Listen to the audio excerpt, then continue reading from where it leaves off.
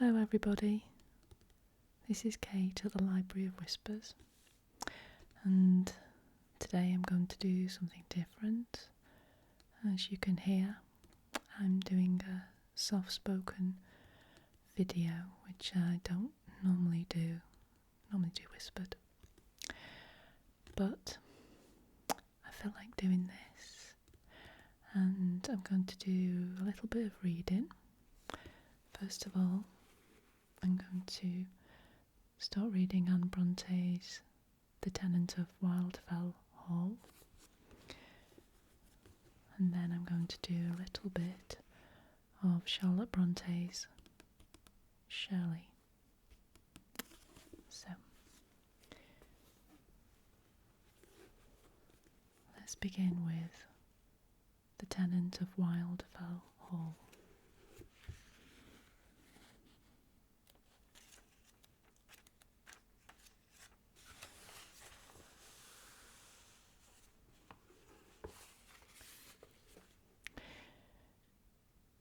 The Tenant of Wildfell Hall, to J.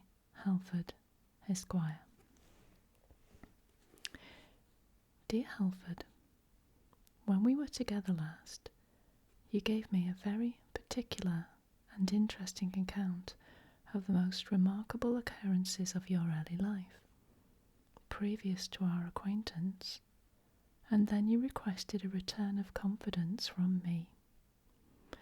Not being in a storytelling humour at the time, I declined, under the plea of having nothing to tell, and the like shuffling excuses which were regarded as wholly inadmissible by you, for though you instantly turned the conversation, it was with the air of an uncomplaining but deeply injured man, and your face was overshadowed with a cloud which darkened it to the end of our interview, and for what I know, darkens it still, for your letters have, ever since, been distinguished by a certain dignified, semi-melancholy stiffness and reserve that would have been very affecting if my conscience had accused me of deserving it.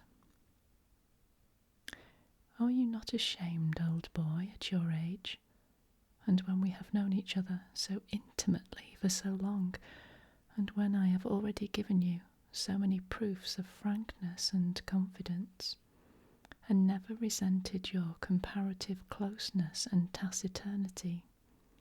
But there it is, I suppose.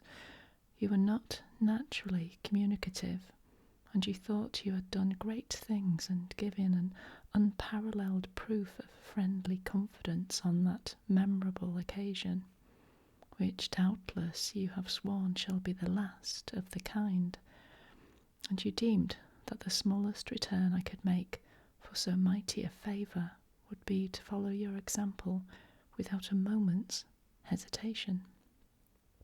Well, I did not take up my pen to reproach you, nor to defend myself, nor to apologise for past offences, but if possible, to atone for them.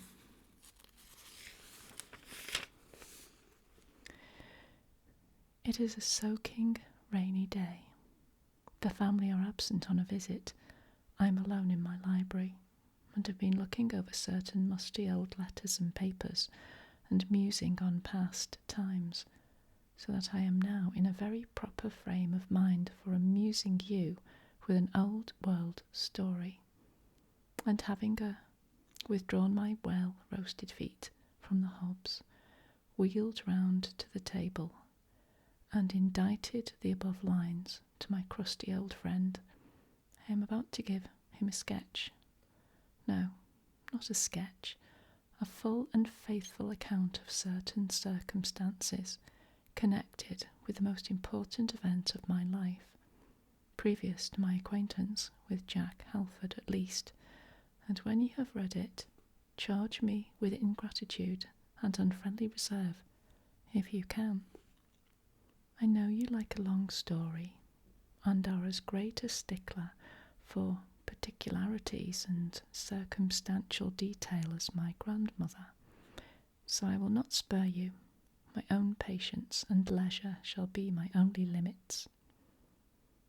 Among the letters and papers I spoke of, there is a certain faded old journal of mine, which I mention by way of assurance that I have not my memory alone, tenacious as it is, to depend upon, in order that your credulity may not be too severely taxed in following me through the minute details of my narrative. To begin then, at once, with chapter first, for it shall be a tale of many chapters. Chapter 1. A Discovery. You must go back with me to the autumn of 1827. My father, as you know, was a sort of gentleman farmer in Yorkshire, and I, by his express desire, succeeded him in the same quiet occupation, not very willingly, for ambition urged me to higher aims, and self-conceit assured me that, in disregarding its voice, I was burying my talent in the earth and hiding my light under a bushel. My mother had done her utmost to persuade me that I was capable of great achievements, but my father, who thought ambition was the surest road to ruin, and change but another word for destruction, would listen to no scheme for bettering either my own condition or that of my fellow mortals. He assured me it was all rubbish, and exhorted me with his dying breath to continue in the good old way, to follow his steps and those of his father before him, and let my highest ambition be to walk honestly through the world, looking neither to the right hand nor to the left, and to transmit the paternal acres to my children in at least as flourishing a condition as he left them to me.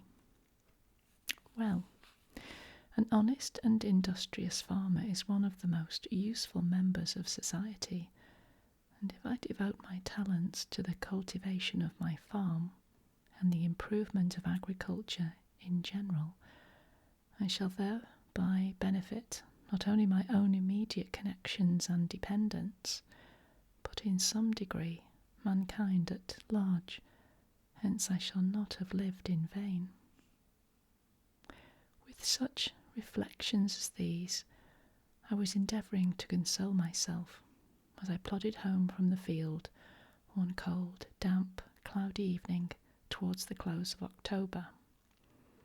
But the gleam of a bright red fire through the parlour window had more effect in cheering my spirits and rebuking my thankless repinings than all the sage reflections and good resolutions I had forced my mind to frame.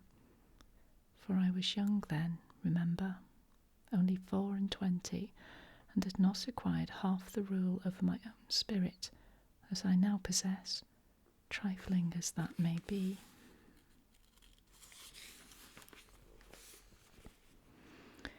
However, that haven of bliss must not be entered till I had exchanged my miry boots for a clean pair of shoes and my rough surtout for a respectable coat, and made myself generally presentable before decent society, for my mother with all her kindness was vastly particular on certain points.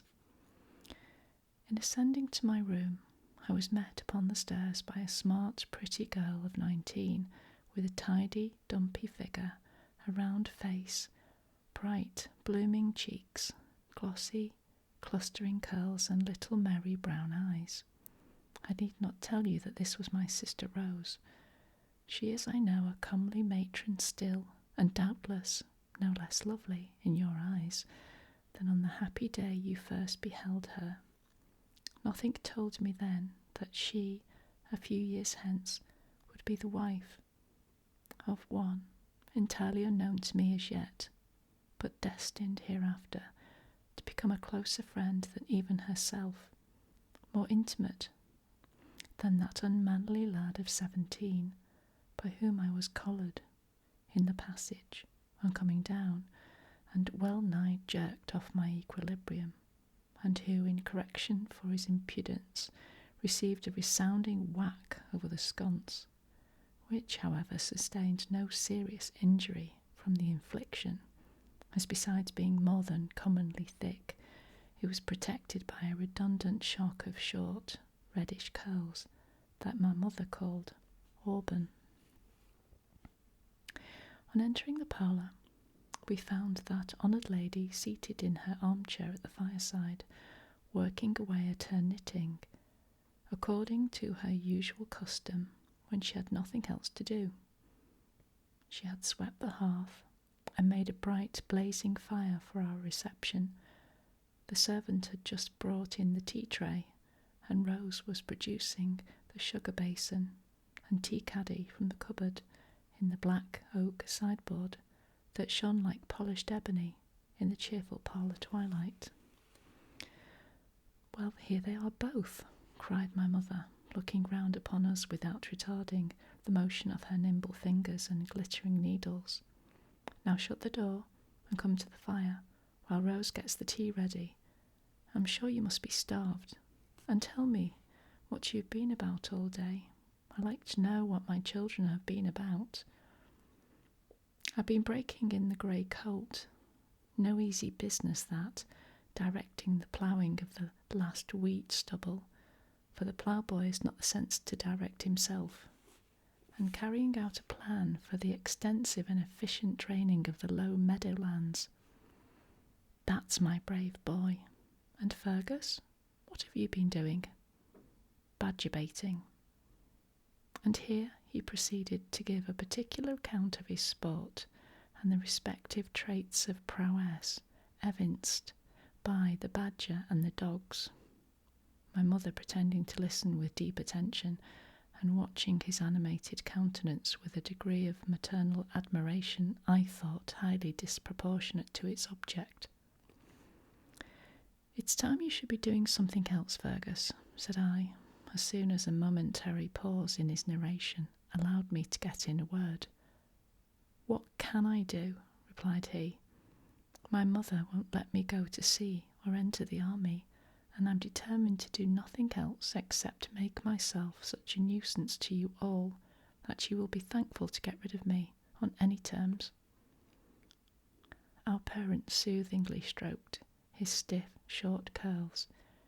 He growled and tried to look sulky, and then we all took our seats at the table in obedience to the thrice-repeated summons of Rose. "Now take your tea," she said, "and I'll tell you what I've been doing. I've been to call on the Wilsons, and it's 1,000 pities you didn't go with me, Gilbert, for Eliza Millward was there."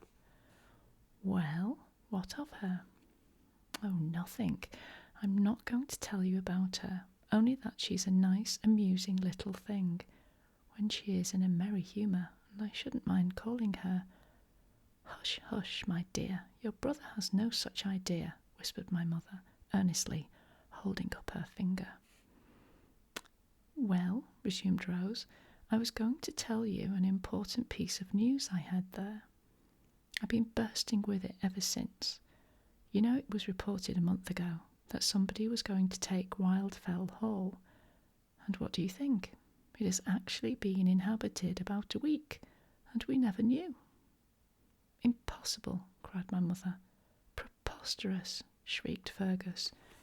"It has indeed, and by a single lady. Good gracious, my dear, the place is in ruins."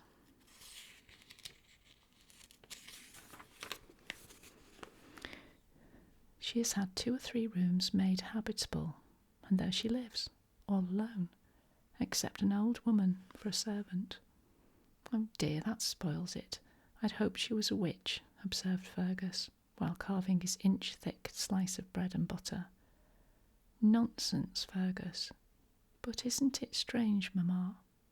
"Strange? I can hardly believe it." "But you may believe it, for Jane Wilson has seen her. She went with her mother, who, of course, when she heard of a stranger being in the neighbourhood, would be on pins and needles till she had seen her and got all she could out of her. She is called Mrs. Graham." and she is in mourning. Not widow's weeds, but slightish mourning, and she is quite young, they say, not above 5 or 26, but so reserved. They tried all they could to find out who she was and where she came from and all about her, but neither Mrs. Wilson, with her pertinacious and impertinent home thrusts, nor Miss Wilson, with her skilful manoeuvring, could manage to elicit a single satisfactory answer, or even a casual remark, or chance expression, calculated to allay their curiosity or throw the faintest ray of light upon her history, circumstances, or connections. Moreover, she was barely civil to them, and evidently better pleased to say goodbye than how do you do. But Eliza Millward says her father intends to call upon her soon to offer some pastoral advice which she fears she needs, as though she is known to have entered the neighbourhood early last week. She did not make her appearance at church on Sunday, and she, Eliza that is, will beg to accompany him, and is sure she can succeed in wheedling something out of her. You know, Gilbert, she can do anything, and we should call some time. Mamma, it's only proper, you know. Of course, my dear. Poor thing, how lonely she must feel. And pray be quick about it, and mind you bring me word how much sugar she puts in her tea, and what sort of caps and aprons she wears, and all about it, for I don't know how I can live till I know, said Fergus very gravely. But if he intended the speech to be hailed as a masterstroke of wit, he signally failed, for nobody laughed. However, he was not much disconcerted at that, for when he had taken a mouthful of bread and butter, and was about to swallow a cup of tea, the humour of the thing burst upon him with such irresistible force that he was obliged to jump up from the table and rush snorting and choking from the room, and a minute after was heard screaming in fearful agony in the garden. As for me, I was hungry, and contented myself with silently demolishing the tea, ham, and toast, while my mother and sister went on talking and continued to discuss the apparent or non-apparent circumstances and probable or improbable history of the mysterious lady. But I must confess that, after my brother's misadventure, I once or twice raised the cup to my lips and put it down again without daring to taste the contents, lest I should injure my dignity by a similar explosion. Okay, I'm going to leave it there. And then I'm going to go on to a little bit of Charlotte Bronte's Shirley. Charlotte Bronte's Shirley. Levitical. Of late years, an abundant shower of curates had fallen upon the north of England. They lie very thick on the hills. Every parish has one, or more of them.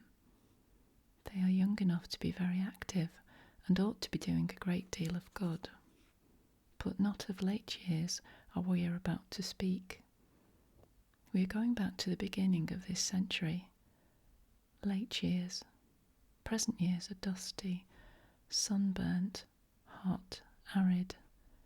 We will evade the noon, forget it in siesta, pass the midday in slumber, and dream of dawn.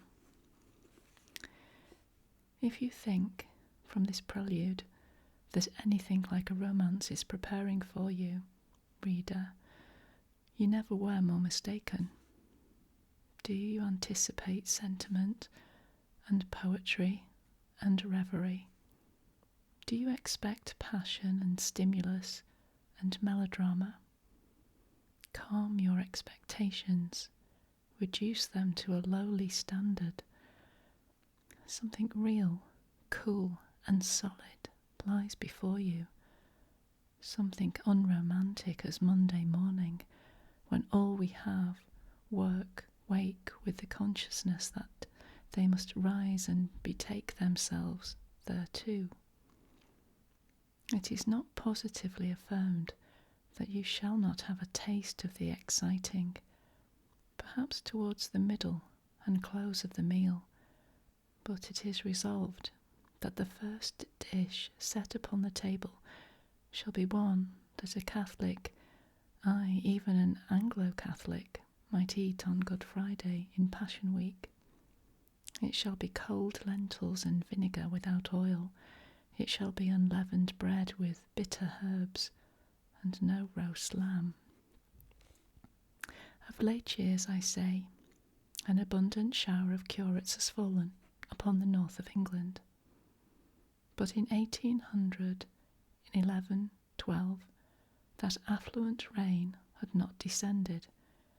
Curates were scarce then. There was no pastoral aid, no additional curate society to stretch a helping hand to worn out old rectors and incumbents, and give them the wherewithal to pay a vigorous young colleague from Oxford or Cambridge. The present successors of the apostles, disciples of Dr. Pusey, and tools of the propaganda, were at that time being hatched under cradle blankets or undergoing regeneration by nursery baptism in wash-hand basins. You could not have guessed, by looking at any one of them, that the Italian ironed double frills of its net cap surrounded the brows of a preordained, specially sanctified successor of St. Paul, St. Peter or St. John, nor could you have foreseen in the folds of its long nightgown the white surplice in which it was hereafter cruelly to exercise the souls of its parishioners, and strangely to nonplus its old-fashioned vicar by flourishing aloft in a pulpit the shirts-like raiment which had never before waved higher than the reading desk. Yet even in those days of scarcity, there were curates. The precious plant was rare, but it might be found. A certain favoured district in the West Riding of Yorkshire could boast these rods of Aaron, blossoming within a circuit of 20 miles. You shall see them, reader. Step into this neat garden house on the skirts of Winbury. Walk forward into the little parlour. There they are at dinner. Allow me to introduce them to you. Mr. Don, a curate of Winbury. Mr. Malone, curate of Briarfield. Mr. Sweeting, curate of Nunley. These are Mr. Don's lodgings, being the habitation of one John Gale, a small clothier. Mr. Don has kindly invited his brethren to regale with him.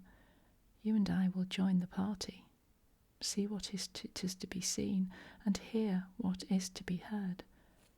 At present, however, they are only eating, and while they eat, we will talk aside. These gentlemen are in the bloom of youth.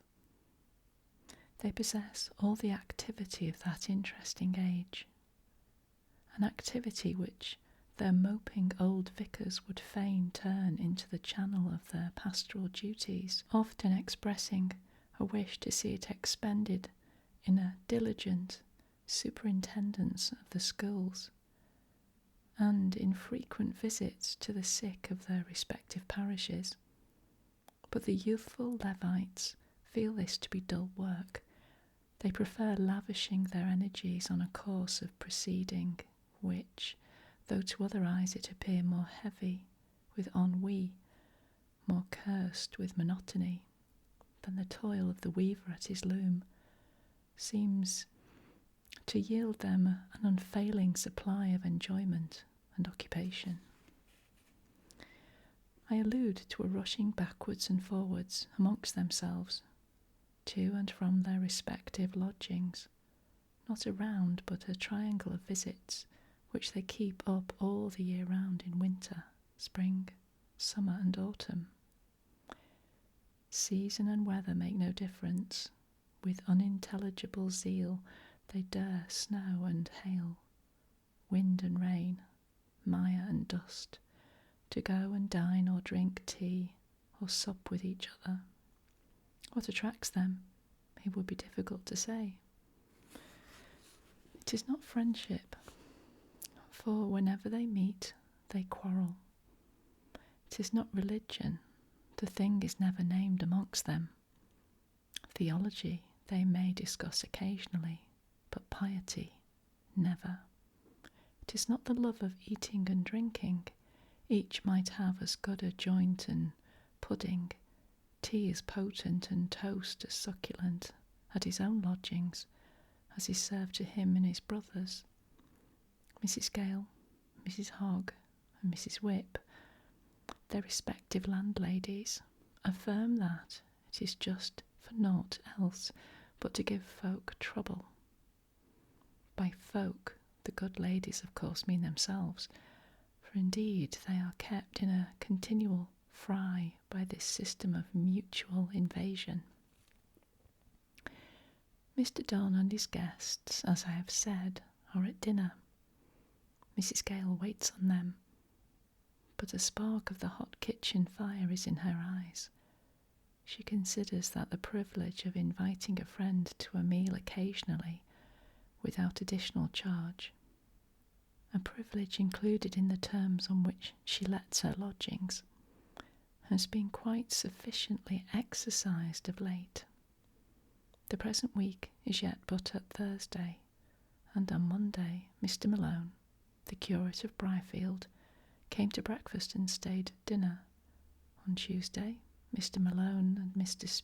Sweeting of Nunley came to tea, remained to supper, occupied the spare bed, and favoured her with their company to breakfast on Wednesday morning. Now on Thursday, they are both here at dinner, and she is almost certain they will stay all night. Ça n'est trop, she would say, if she could speak French. Mr. Sweeting is mincing the slice of roast beef on his plate and complaining that it is very tough. Mr. Don says the beer is flat. Aye, that is the worst of it. If they would only be civil. Mrs. Gale wouldn't mind it so much. If they would only seem satisfied with what they get, she wouldn't care. But these young parsons is so high and so scornful, they set everybody beneath their fit. They treat her with less than civility, just because she doesn't keep a servant, but does the work of the house herself, as her mother did before her. Then they are always speaking against Yorkshire ways and Yorkshire folk, and by that very token Mrs. Gale does not believe one of them to be a real gentleman, or come of gentle kin. The old parsons is worth a whole lump of college lads. They know what belongs good manners, and is kind to high and low. More bread, cries Mr. Malone, in a tone which, though prolonged, but to utter 2 syllables, proclaims him as once a native of the land of shamrocks and potatoes. Mrs. Gale hates Mr. Malone.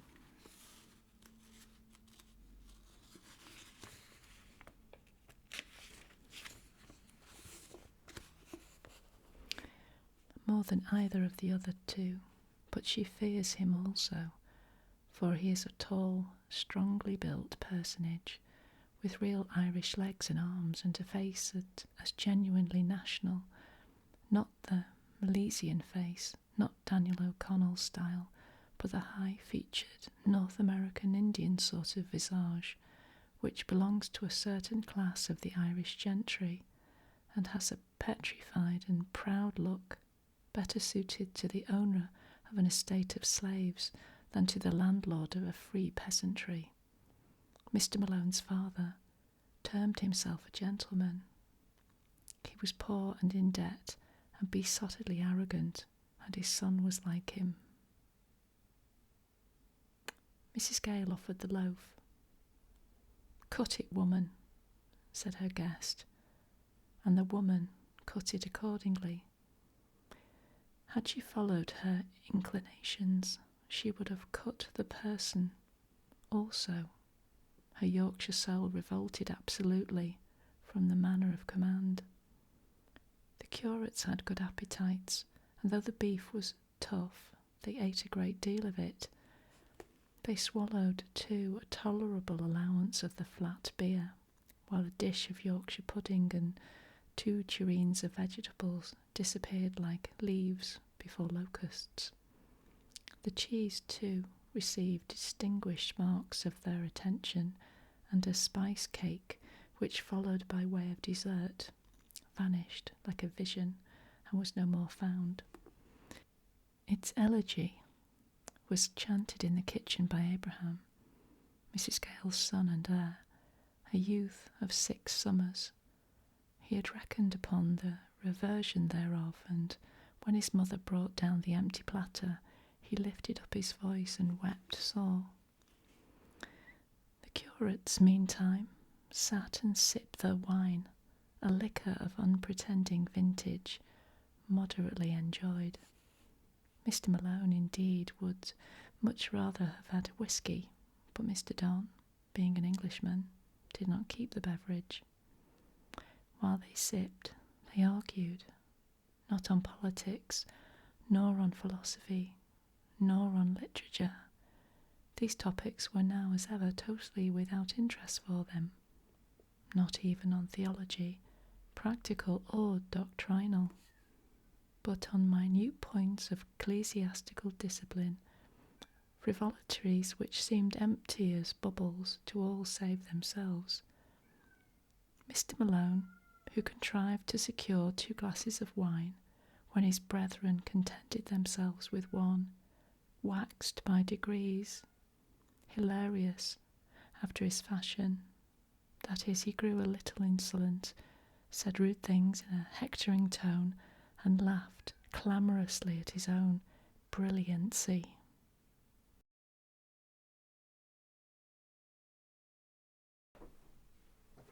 What's going on? What's all that for? Eh? What? What's the matter? Eh? What's the matter? You thought you were by yourself? Eh? You thought you were by yourself?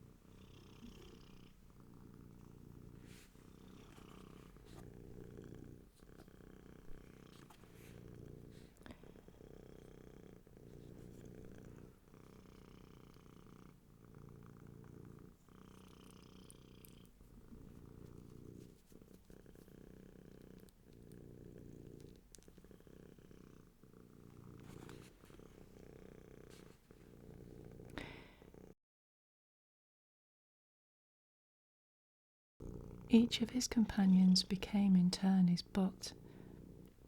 Malone had a stock of jokes at their service, which he was accustomed to serve out regularly on convivial occasions like the present, seldom varying his wit, for which indeed there was no necessity, as he never appeared to consider himself monotonous, and did not at all care what others thought.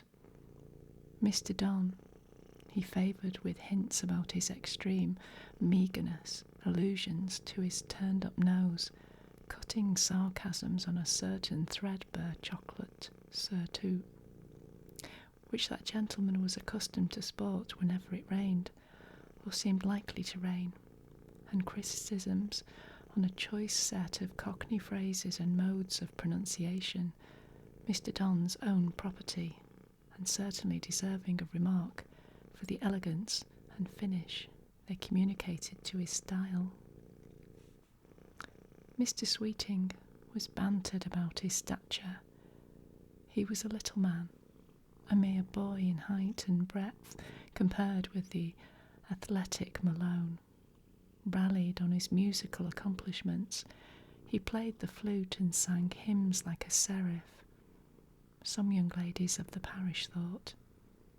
Meared at as the lady's pet, teased about his mamma and sisters, for whom poor Mr. Sweeting had some lingering regard, and of whom he thought was foolish enough now and then to speak in the presence of the priestly Paddy, from whose anatomy the bowels of natural affection had somehow been admitted. The victims met their attacks each in his own way. Mr. Don, with a stilted self-complacency and half-sullen phlegm, the sole props of his otherwise somewhat rickety dignity. Mr. Sweeting, with the indifference of a light, easy disposition which never professed to have any dignity to maintain.